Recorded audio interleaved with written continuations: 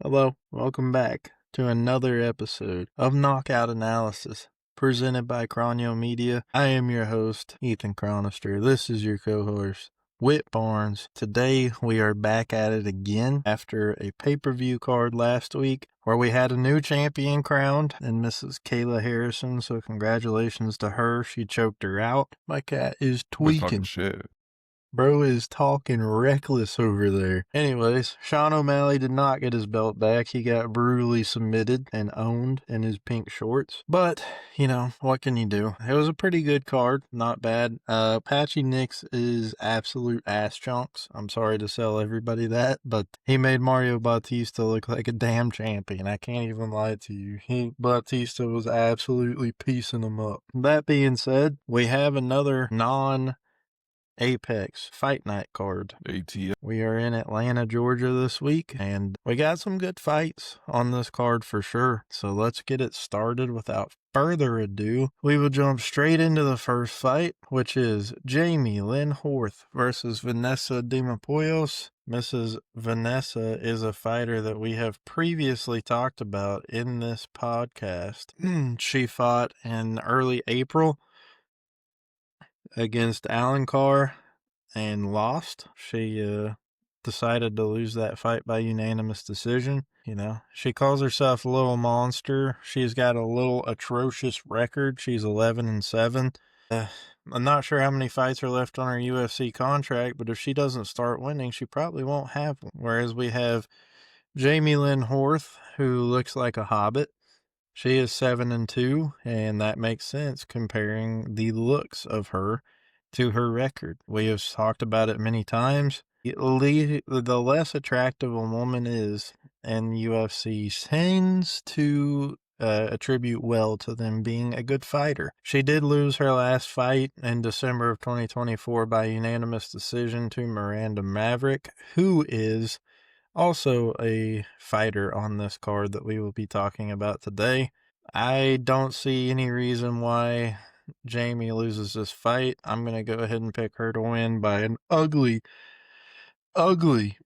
unanimous decision. Precisely. She has a 7-inch reach advantage, 5-inch height advantage, year younger, and she is fighting somebody who's coming up a weight class as well, because Demopoulos' last fight was at strawweight. And it doesn't really make sense why she went up, because her last fight, I don't remember if I picked her or not, truth be told, but she got laid on in half guard for 12 and a half minutes and couldn't get off her back, and moving up a weight class, I don't think is going to solve those problems, especially because Jamie Horth is affluent in the ground game herself. So I think it's going to be a nasty, long decision, 15-minute fight. If there's a finish, I would be flabbergasted. On that one, for you people that are into the betting lines, Jamie Lynn Horth is a -600 favorite per UFC's website. So we will move on now to the next fight of the event, where we have two fighters both coming off of a loss in their last fight.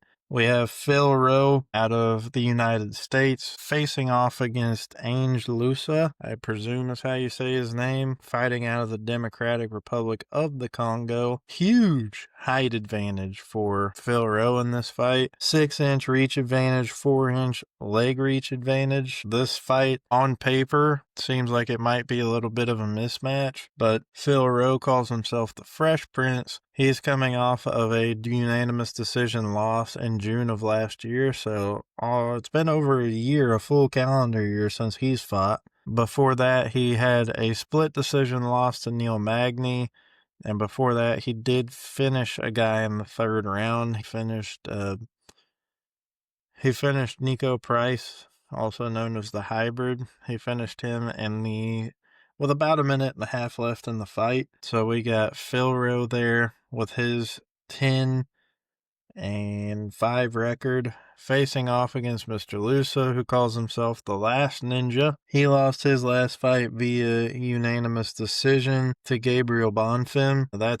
He lost something happened in the Brian Battle fight. I didn't watch it, but it was deemed a no contest, could not continue. So That would be, it actually was no result. They didn't even give him a no contest. But it's looking like in this one, it's a little bit of a toss up on who's going to win this fight. If I had to just go with my gut, I see ESPN has Lusa as a minus 125 favorite.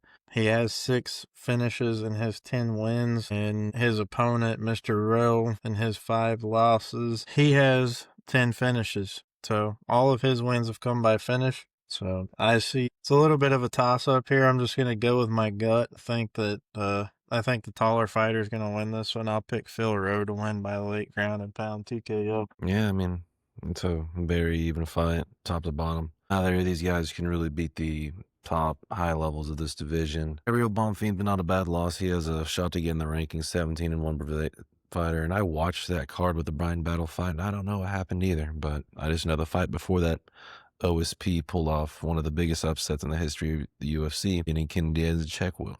Shout out to OSP. But Phil Rowe, you look at his measurables, you just figured he would be a lot better. 80.5-inch reach is absurd for anybody, but at welterweight, you figured he would take more advantage of that and having that level of athleticism and physical gifts. And he has some knockouts against some jobbers. You know, Nika Price isn't a jobber, he's respectable. 3 back-to-back TKOs as mentioned. And Jake Matthews, he's very crafty. He either is going out there and he's looking like a top 15 welterweight, or he's going out there and losing Matthew Semmelsberger. You just don't really know what you're going to get from him on a basis, but sometimes he just goes out there and he has a crafty performance. I like Phil Rowe here as well. He is per ESPN plus 105, as previously mentioned, and I like him to be able to pull off a decision here. I think it's like a 29-28, maybe a split, maybe a UD. This is a close fight, as the odds suggest. I don't think Phil Rowe's a lock, but I'm going to pick him to pull this one out here. Yeah, that one's kind of a toss-up. We'll move on now to the next one. We have Ricky Simone versus Cameron Smotherman. And this one, we've got 2 fighters coming off of different results. Simone's coming off of a win in his last fight, but I do believe that that was his first win after 3 straight losses. Whereas we have Cameron Smotherman. We have Cameron Smotherman, who lost his last fight on May 3rd to, I believe we talked about that card. Was that an Apex card? I think it was. That was the Iowa card.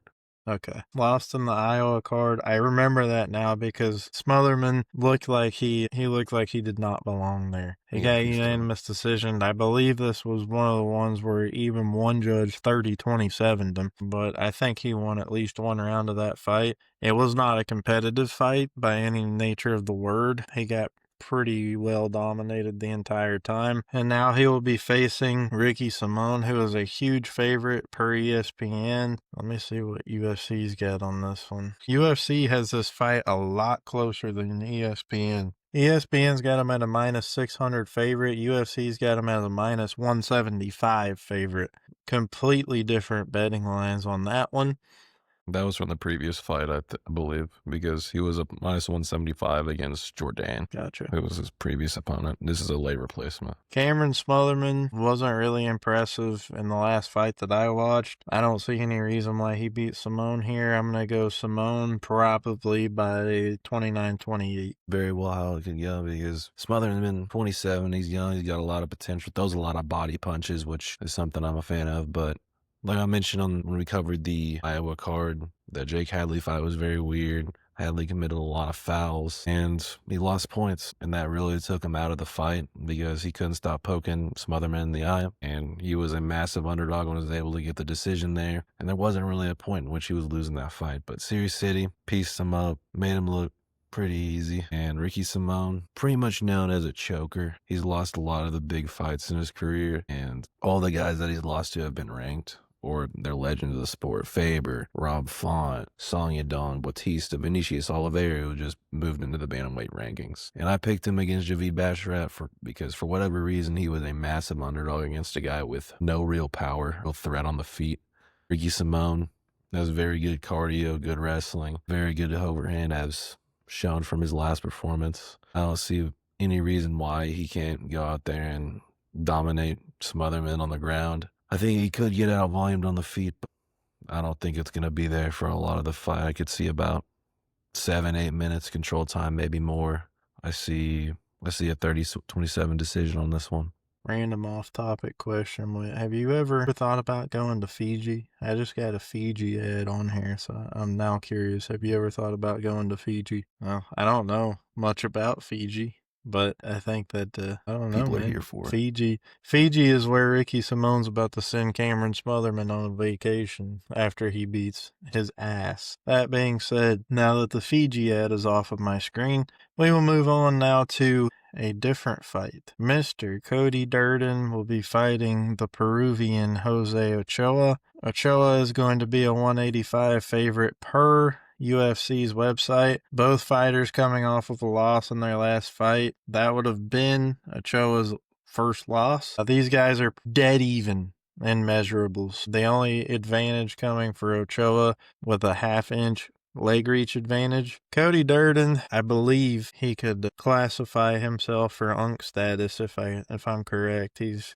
been around for a little bit. So, a little bit of an unk. He lost his last fight to Joshua Van, who is on his Kevin Holland type shit right now and is going to take another fight immediately against the number 1 ranked contender in the division, Brandon Royval. Whit will probably have to be pulled from the set when that fight happens because he will talk about it for the entirety of the night, because his sweet Pookie Bear Joshua Van will be fighting his sweet Bookie Bear Brandon Royval. So that one may need safety glasses for what will be emitting from Whit that very night. But anyways, we'll move on and get off that topic before we get demonetized on YouTube. And we will now talk about said fight. Both fighters coming off of a loss, as previously mentioned.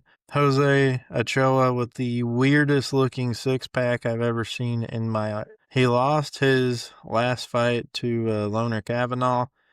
Loner Kavanaugh is a little bit of an animal, and that's not a bad loss per se, but I think I'm going to pick the unk on this one. I'm going to go with Cody Durden here with the upset. I think he submits Jose Ochoa into oblivion. I've been back and forth on this one since it was announced, because Cody Durden, I like him. He's crafty vet status, some would say.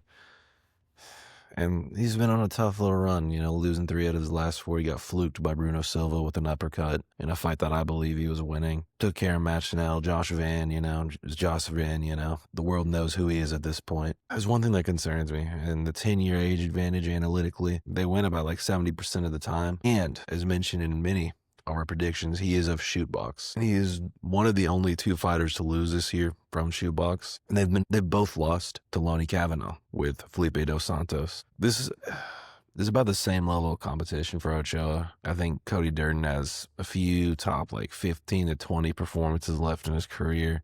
I was gonna pick Ochoa, but I've kind of just talked myself out of it with all that being said. I think Durden's gonna be able to land enough volume. I think he's going to be able to be on the ground enough and hold it down. I think I could see a 29-28 split. Cody Durden is from Georgia, man. He is fighting in his motherland, you could say. He's fighting in his motherland's motherland. The motherlands, your favorite motherland, whatever. Favorite rapper, who cares? But Cody Durden, I think he's going to pull off about a 29-28 split decision. Some might say it's a robbery. Cody, custom-made Durden. We will now move on to what I believe Whit may have classified as an execution. Sanctioned execution. So without further ado, I'm going to allow Whit to take the lead for the first time so he can tell you about the spectacle the UFC matchmakers have put together. I mean, it's not every day you see a minus 2,500 favorite. Chris Mutino, he's not nearly as good as Cameron Simon is. And Malcolm Willmaker shit on Cameron Simon within 2 minutes. Now, Chris Mutino, everybody, if you've watched any other videos on YouTube about this card or whatever you're listening to this from, you already know who Chris Mutino is. He's the guy that got the absolute shit beat out of him by Sean O'Malley until he got mercifully standing TKO'd in the 3rd round. How did he follow up that performance? By getting standing TKO'd in the 1st round by a 42-year-old Argentinian man, Guido Canetti. I mean, there's not really much more I need to say. You're in the prime of your career, and you're getting standing TKO'd by a guy that went 10-8 in his career when he was 42 years old. And that was his last UFC appearance. And since then, he's won against some decent competition, guys with some decent records. So it's respectable, but I think the UFC brought him in here to be a sacrificial lamb. Be the Malcolm Wellmaker is also in his motherland. The hype train is absolutely going to continue. I think this will be undoubtedly a first-round knockout. I'd be surprised if it was absolutely anything else. I don't even think it makes it halfway through the round. And I don't think that's an unpopular opinion. You know, some people are going to say, Matinho had a chin against Sean O'Malley. He had this, and this. Yeah, man, but Wellmaker, he really proved me wrong because I didn't pick him in his last fight. Obviously, he's doing something right. That right hand is nothing to play with, and it only needs to land once. And I think he's going to find it early, considering Chris Moutinho likes to defend punches with his face and has this syndrome I like to refer to as Mickey Gall syndrome. So Mickey Gall syndrome, elite power puncher. Treatment. I think it's over with. See you later, Chris. Well, it's not much else to add on to that. Whit pretty much hit the nail on the head. Moutinho, you got no shot. Thanks for coming out, and I hope they paid you well just to show up, because you're not winning any bonus money, or you're not winning a win bonus. So that being said, Malcolm Wellmaker by whatever he wants in whatever round he wants, and we will move on to the next one. We've got Michael Chiesa. Michael Chiesa versus Court McGee in the Unkoff of the century. 20-7 is the record for Chiesa. 23-13 the record for Mr. McGee. 12 wins by submission for Chiesa. He has defeated Max Griffin in his last fight. Before that, he submitted Tony Ferguson, which joined the club. Tony Ferguson had the fall off of all time. Then he lost in the first round to my good friend, Mr. Kevin Holland. Good job in your last fight, Mr. Holland. But I can't wait to your next one, man. I just can't wait. And then you furthered it up. Nah, we're going down the hole now. You furthered it up by your press conference at the end talking about how you don't want to fight anybody good. You just want easy fights. Going to end up like, what was it, Moicano? You're going to end up with the boss fight after you say, Patty Pimblett, easy money. Dan Hooker, easy money. I don't want good fighters. Give me the bad fighters. And then your very next fight is, Makayev. I don't know what else to tell you. And you get executed on live TV. But Kevin Holland's going down that same path here. He keeps winning, and he's going to keep going up the rankings, and he's going to probably lose on purpose so he can get back down and get more jobber fights, because he's an absolute disgrace to the sport. I don't know how else to make y'all see this. But anyways, off that tangent for now. Chiesa, his last loss coming to Mr. Holland. Court McGee, however, the crusher, the unk is what I call him, won his last fight by submission. Before that, he lost 2 straight, one of them by unanimous decision. The other one, he got knocked out in the first round. I think in this battle of the unks, Chiesa wins this fight. And if he's smart, what he should do is win this fight probably by a second round submission, and then he should take those 2 UFC labeled gloves off of his hands and put them in the middle of the octagon so he can go visit Bosley and Just for Men and get that fucking gray out of his hair and go spend some time with his kids. Man, Court McGee, I didn't pick him to win his last fight. It was a 39-year-old fighting a 41-year-old, I believe, and the greatest Unkoff of all time, and which he subbed him means. And a lot of people have been saying this week that Court McGee has never been subbed. But Michael Chiesa, he's kind of on a Unk submission tour. And what people don't realize is Max Griffin, in his 30 fights, had never been submitted either until he ran into Michael, the Unk choker outer Chiesa. I can see it happening around the second or third round. I think Chiesa is going to pressure wrestle. He's going to throw enough volume as well. He does throw a decent amount of strikes, or enough to be able to pull off some rounds, but that isn't his bread and butter. It's going to be his jiu-jitsu. He dominated Max Griffin. He was the 8th straight guy to beat Tony Ferguson. I just think Court McGee, I think there's probably about a handful of guys he could beat at this point in his career, and Michael Chiesa isn't one of them. I think the odds, -370, I think that's fair. I wouldn't throw the money on it myself because, it's 370 to win 100 in a damn unk fight. But I'll take Micah Chiesa by sub in the late second. I'll settle on that. Cron used to pray for times like this. This is second time this month. Cron prayed for times like this. Here we are again. Now's a good time to talk about practicing safe sex. This was supposed to be on that disaster of an Apex card that was a couple of weeks ago where the main event got canceled. Yeah, this was supposed to be on that very same card. But Mr. Balafo, or whatever the fuck his name is, Mr. Bozo, how about that? He probably, I don't know if it's genital or if it is, like if it's hereditary herpes, because, some people have that. But, something happened. Can't speculate too much on what. But all of a sudden, Buddy can't fight because he's got bumps that he doesn't want to give to Paul Craig. The UFC matchmakers, they say, we're not doing this. So now's a good time to talk about wrapping it up, kids. Go to the gas station, grab a couple packs of them, grab a couple bananas, and just start practicing. Because what we're not going to do is end up like Rodolfo Bellato and end up having a fight canceled because we can't practice safe sex. But here's the plus side. Now they get out of the Apex and now they're in Atlanta. But the UFC fans are robbed of seeing Paul Craig on the main card. So there's still a downfall to this. I still can't stand Paul Craig. Paul Craig is a jiu-jitsu fighter and MMA. He can't strike.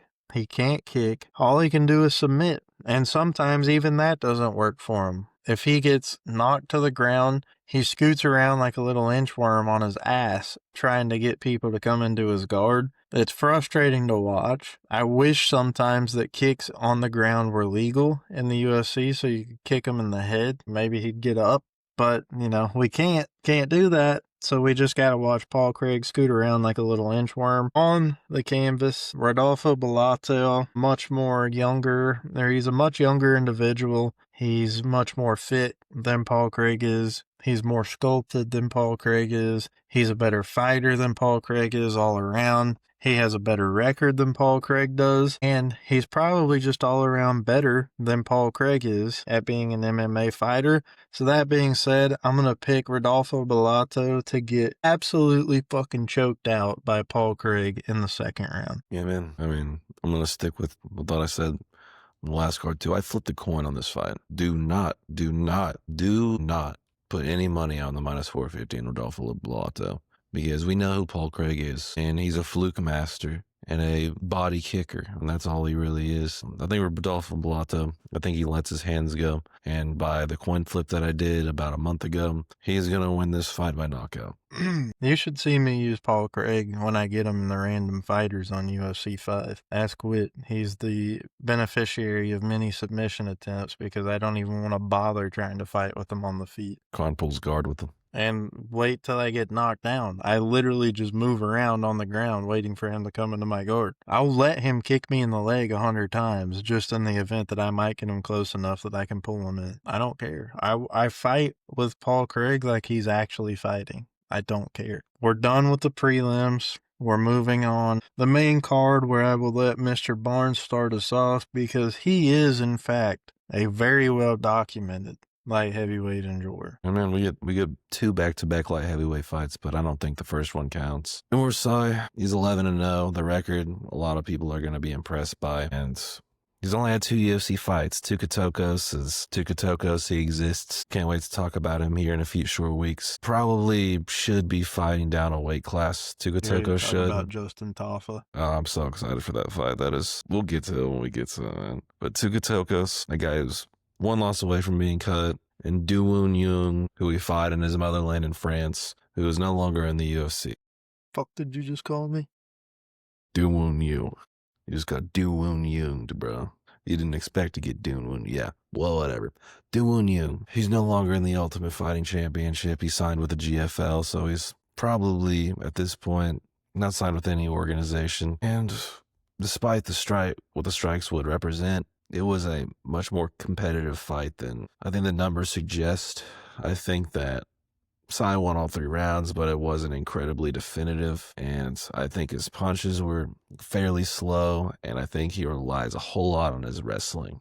And that would normally be great in this division if he wasn't facing Atomic Alonzo Menifield, the guy that I've been on here documented saying that Paul Craig in a Cage Warriors title. Mhm. People forget, man.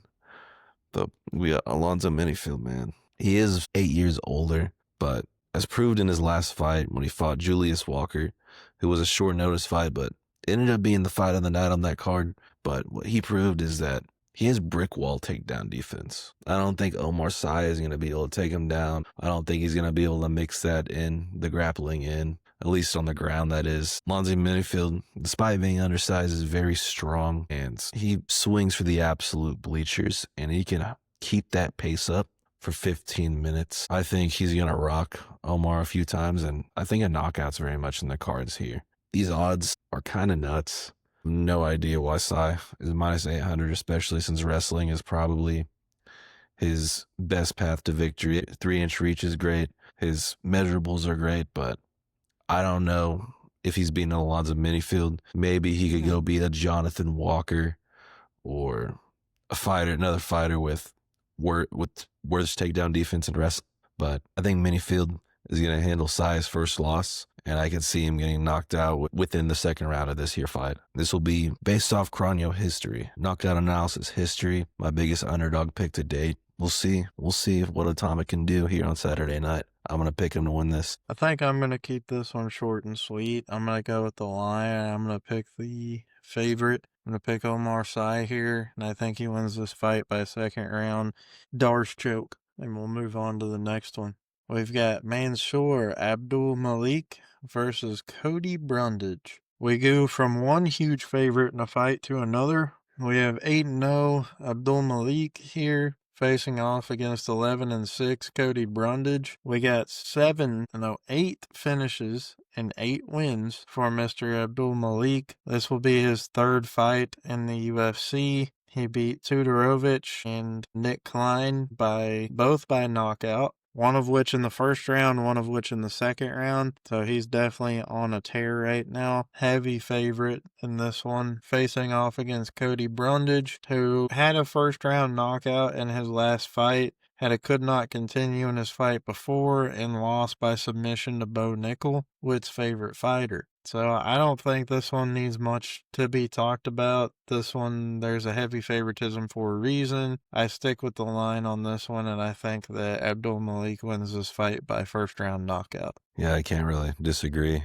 Cody Brundage really throws caution to the wind. And I think the Zachary Reese, which is his best win, is kind of Mickey Mouse because it was a slam TKO, which rarely ever happens. And he's really just beating a bunch of jobbers and lower level fighters. And every single time he stepped up in competition, he doesn't rise to the occasion. You know, the Bo Nickel fight, which was somehow on the pay-per-view of UFC 300, he lost. The Razak Hassan fight was very weird. He got knocked down by Razak Hassan, but Razak Hassan threw multiple punches to the back of his head, and they called the fight there, and they gave him a no contest. And Julian Marquez was one hell of a jobber off. Julian Marquez is no longer in the UFC. He's hit a 9-6 record as he exited. I believe we covered that fight, and I referred to it as an eliminator fight. Loser gets removed from the UFC. And I think this is a step down in competition for Mansour Abdul Malik. I don't think a lot of guys want to fight him right now. He is 100% finish rate, young, incredibly good measurables. And yeah, a lot of people have been saying they weren't super impressed with the Nick Klein performance. He dropped the first round as a big underdog there. But Nick Klein, very unorthodox fighter. I think he's going to stick around the UFC for some time. I don't think there's any shame in it, considering he came back in that second round and was able to get the knockout. Abdul Malik, he has power in his hands. He's patient, and if you throw caution to the wind and try to trade with him, I think that he will send you a trade that you will not be able to hold. And I think that he's going to land an uppercut, send Cody Brundage into the bleachers, and it'll be a very short fight and potentially a performance bonus for Mr. Abdul Malik. I don't give him the performance bonus because I think the performance bonus goes right here to Cody Garbrandt. Cody No Love Garbrandt versus Raoni Barcelos. This fight has banger written all over it. Garbrandt's fighting for everything that he loves. He's not on the verge of getting cut, or maybe he is. He's only lost one of his last 3 fights, but He's fighting for his reputation at this point because he fought a big name last time and he lost. People think that he's lost it. This is his chance right here. Cody No Love Garbrandt, the former champion, facing off against Barcelos, who is 1-2 or 2-1 in his last three. His only loss coming to Kyler the Matrix Phillips by unanimous decision. Now, this one's a banger, I think. Like I said, this fight has, to me, performance of the night written all over it. I give this fight to the underdog here. I'm taking Cody Garbrandt to win this fight, and I think he does it by a very convincing 30. Yeah, I see this being a war, and since, I must mention here that Frank Ocean's husband's boyfriend was really underestimated in his last fight. Massive underdog. He went out there and 30-26 Peyton Talbot, Randy Barcelos did. And Cody Garbrandt hasn't been in there very much. He was supposed to fight Miles Johns a few months ago, and he pulled out of the fight. I think this is a more favorable matchup for him, but I question how he's going to be able to handle the wrestle-heavy approach. I think Garbrandt is a much better fighter than Peyton Talbot, and he's been against guys that have tried to wrestle him, Dominique Cruz in the title fight, and then you got Brian Kelleher, who likes to wrestle quite a bit, but that fight wasn't very long as Cody was able to send him to the shadow realm. And if you look at Cody's losses, it's MMA math. It's not always a tried and true formula, but he's losing to Figueiredo. When he went to flyweight, which he never should have done, he got clobbered by Kai Kara and then Rob Font. These are all of his recent losses, and those are high-level guys, still top 8 guys, top 5 guys in their respective divisions. I think Barcelos, his stock has absolutely skyrocketed since his last victory, but I think it's way too much for now. I don't understand why he's a 2-1 favorite. I think Garbrandt's going to be able to stay on the feet, and if he can find a way not to get chin, because his chin is a little bit suspect, I think he'll find his way to a close decision, 29-28. And if he keeps us on the feet, I could see this potentially being a fight of the night type thing. I kind of agree with Cron on it. Like, this is a very, very highly anticipated fight for myself, but I'll take Garbrandt. Close decision. I think he gets taken down and controlled for one round, but I think he's going to be able to speed Mog Barcelos for 2 of them and land some significant strikes. We have reached our final 3 fights of the evening. We will start it off with Edmen Shahbazyan, the Golden Boy, facing off against Andre Petroski. 13-4 record for Petroski, 14 of record for Shahbazyan. 2-inch height advantage for Shahbazyan, 2-inch reach advantage for Shahbazyan, 3-inch leg reach advantage for Shahbazyan. Both fighters coming off of a win in their last fight. Shahbazyan's win by first round KO against Budka, and, the Mindless Hulk seems like it's a good nickname for him, getting knocked out in a minute and a half. But, these things happen sometime in the UFC. Before that, Shahbazyan lost by submission to Mearshart, who is a submission specialist, so no shame in that. And before that, he knocked out AJ Dutton in 4 minutes and 33 seconds.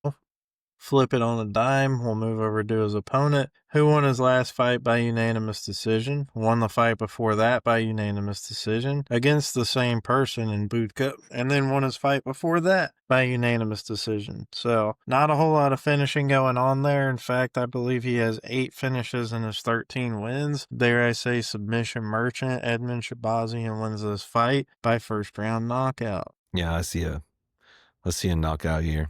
Josh Frim, Dylan Budka, probably 2 of the least impressive fighters I've seen. And if you're not finishing those guys, it's hard for me to really side with you. Could Petroski make this fight very boring and sit in half guard? Maybe. I think Shahbazyan has a little bit better ground game than that. For those who don't know, Petroski trains with Pat Sabatini, Sean Brady, and Joe Pfeiffer. So he is going to have very decent wrestling. He does not like Philadelphia whatsoever. For those who do not know, fun fact, Shahbazyan, he got pushed up in competition very early in his career. He's been a pro since he was 20. He's won against jobbers, and then he's lost against higher levels of competition. Jalen Mearshart, he's always able to fluke out a few wins here and there. And I think with a win off the mindless hold Budka, Shabazian has quite a bit of momentum, and I can see a knockout second round for sure. Fun fact though, before we move on, Dylan Budka, the minus Hulk, got cut from the UFC, fought in a regional promotion against an 8-10 guy in the main event, and he won by split decision. So shout out to Dylan minus Hulk Budka, man. Yeah, well, shout out the Claremore Zebras. Rogers County, man, not one We win must meat. now move on to.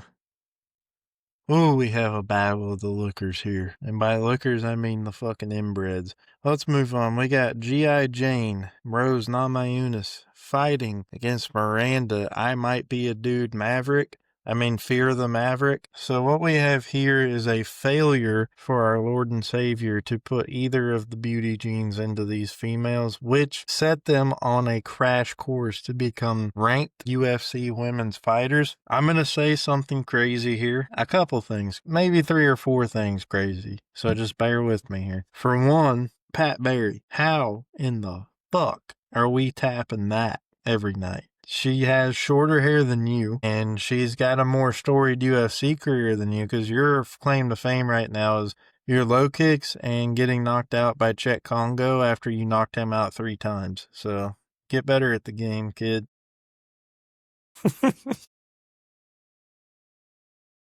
Lost her last fight to Blanchfield, 1 or 2 fights before that to Absolute. Not the same kind of competition. She was a champion, but those championships did not last very long. I think she held the belt for what, 1 fight? Let me check here. She held it for quite a bit, man. Let's see. 2 different reigns. That was Yeah, at a low weight so class. she beat, I ain't even gonna try to fucking say that. She beat the same person twice, beat her in the first round by knockout, beat her in the rematch, then lost to Andrade, then beat Andrade after I guessed Andrade lost the title herself, then she beat Zhang Wei Li, got the title back, beat her again by split decision, and then lost to Carlo Esparza. I believe Zhang Wei Li is the current title holder, correct? Yes, for strawweight. So Rose Namajunas, cool story, ugly female, great fighter. Don't really know what else to say about her. She kind of creeps me out to look at, if I'm being real honest with you.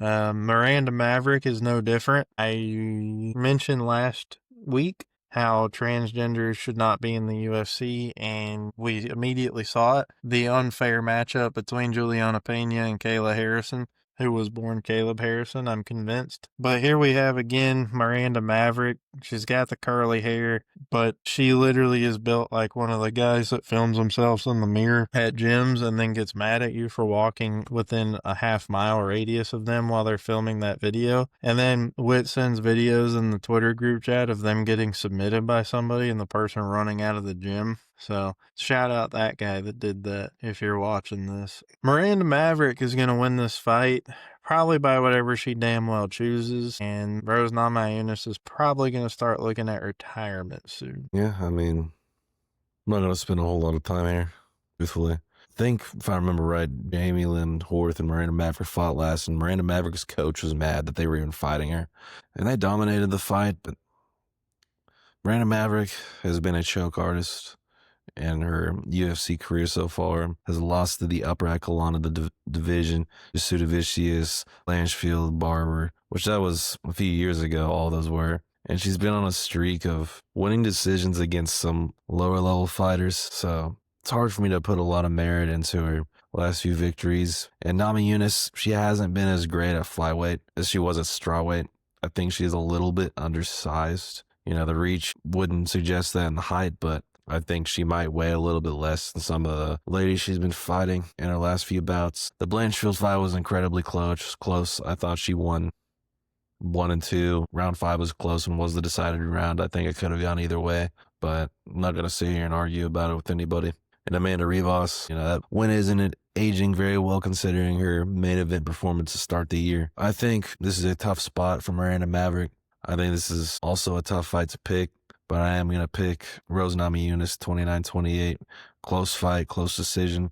We'll see what they do in Atlanta. That'll bring us to the pinnacle of the event. We have a title eliminator, most likely, between Kamaru Usman and Joaquin Buckley. course, Usman, the legendary fighter that held the belt for some time before he was fraudulently kicked in the head by that bum Leon Edwards, and since then has had the IQ of Al Capone with his syphilis. So, after that being said, he is fighting Joaquin Buckley, who is built like a non-playable character in a Fallout game that attacks you and looks like he's been radiated. They call him New Mansa, and he's had some pretty interesting results in his fights. We all know, of course, his most popular fight is most likely the one that everyone has seen would be the kick, the where his foot was caught and he did the spinning kick in the air, which is one of the cooler knockouts we probably ever see in the UFC, unless you're King Green and then you saw one really close with the spinning wheel kick. Fuck King Green while we're here.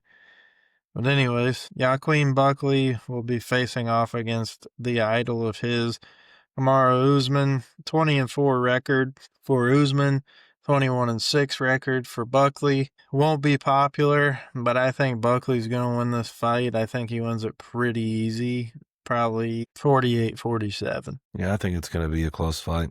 I don't think Buckley's going to knock Usman out. Because Buckley, since he's moved down from middleweight to welterweight, he's kind of just been on this run of just beating the shit out of the youngs of the division. Vicente Luque, despite him being only 33, been in a lot of wars. He is an unk of the division. Stephen Thompson, unk of the division. He's 42 years old. Colby Covington, he's not very good. He's 37, unk of the division. Another one. Who the hell did they just sign him up to fight? Colby Covington? I don't know if he's been signed yet, but Kevin Holland is trying to get that fight. He's trying very, very hard to get that fight. And I think they're going to give it to him because then that will be a pay-per-view fight because the banter between those guys will be absolutely must-see television. I've been back and forth on this fight all week as well. And where I'm sitting right now, man, I think Usman's going to turn back the clock on this one. I think Buckley is slightly fraudulent for the knockout with Wonder Boy. I believe personally he was losing that fight. He lost the first or second round, and the third round, I believe he was on the way to losing before he got Stephen Thompson against the fist and brutally knocked him out. And I think Kamaru Usman, despite his skid here, I think he's still got it a little bit. He made Khamzat Chimaev look like a human being. Some people called that fight a draw. One of the judges did. Leon Edwards, I just think it was his time to lose the belt at that point against Leon Edwards. Kamaru Usman's taken a lot of time off. A lot of people will talk about his knees and how his knees aren't there, but I think he's going to be able to handle a 5-round fight with Buckley. I think he's going to be able to avoid trading in the pocket with him, stand at range, and threaten the takedown on Buckley. And keep in mind, Buckley is known for not being on his back for very long, but Colby did have some success. And if Colby's having some success keeping it on the ground, I think Kamaru Usman is definitely a candidate to do such as well. I think this will be, I'm going to go the other way from Cron, 48-47 Usman. Very close fight. Very, very close fight indeed. That'll bring us to the end of this prediction video. We have once again revisited this fight. This is the UFC Fight Night card in Atlanta, Georgia, happening this Saturday, December, the June 13th, here in Atlanta, Georgia.